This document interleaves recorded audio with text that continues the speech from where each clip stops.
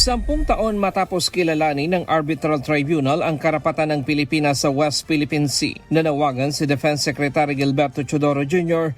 ng mas mabilis na pagkilos para mapalakas ang depensa ng bansa. Sa pagbisita niya sa Pag-asa Island kahapon, sinabi ni Secretary Teodoro na ang susunod na dekada ay mangangailangan ng mas matatag na paghahanda dahil patuloy ang mga hamon sa seguridad sa karagatan. For the next 10 years, we have to move double time.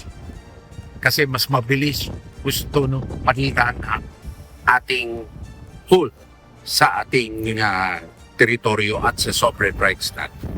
Kasama sa mga binanggit ng kalihim ang pagpapatuloy ng defense capability build-up, pagtatayo ng credible deterrence at pagpapalakas ng defense establishment. Anya, kailangan ding palakasin ang economic resilience upang hindi maging vulnerable ang bansa sa mga interes na maaaring maging banta sa seguridad.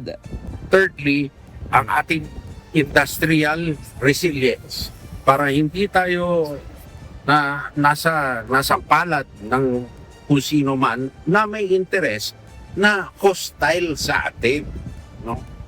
At iba't iba pa, we need to have economic resilience as much as defense resilience. Binigyang diin din ng kalihim na ang pagbisita sa Pag-asa Island ay hindi lamang tungkol sa seguridad. Dahil may permanenteng komunidad dito, ipinaliwanag nito na kailangan ding palakasin ang presensya ng pamahalaan sa isla sa pamamagitan ng mas mabilis na paghahatid ng serbisyo mula sa edukasyon, kalusugan, tubig at iba pang pangunahing pangangailangan. Nakadalaw tayo dito because rather than a purely security perspective, nakikita natin it's a habitation perspective already.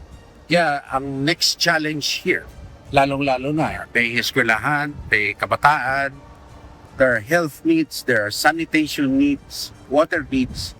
Pero ang isa sa hamon ngayon sa Pag-asa Island ay ang access, kung saan nakadepende sa kondisyon ng panahon ang pagdating ng mga supply at serbisyo sa isla. Ang pagbisita ni Secretary Teodoro sa Pag-asa Island ay bahagi ng paggunita ng ika-10 taong anibersaryo ng Arbitral Award.